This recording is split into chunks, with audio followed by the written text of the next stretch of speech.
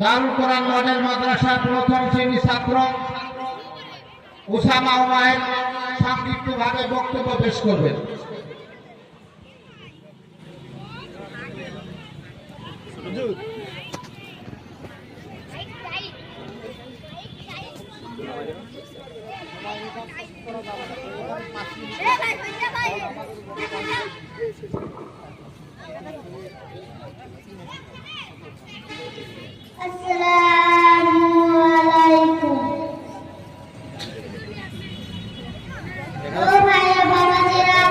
আমি রাসূলের জীবন থেকে একটি ঘটনা বলবো।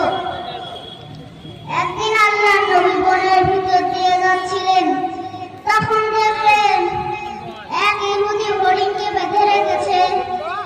এই দেখে আল্লাহর নবী হরিণকে বলল, ও হরিণ, তোমার কি হয়েছে? হরিণ বলল, ইয়া রাসূলুল্লাহ, এই ইহুদি আমাকে বেঁধে রেখেছে, অথচ আমার দুইটা বাচ্চা দুধ পান না করে ছটফট করছে। ইয়া রাসূলুল্লাহ, আপনি যদি পারেন আমাকে ছেড়ে দিতে, তাহলে আমি বাচ্চাদের দুধ পান করে আবার ইহুদির কাছে ফিরে আসতাম।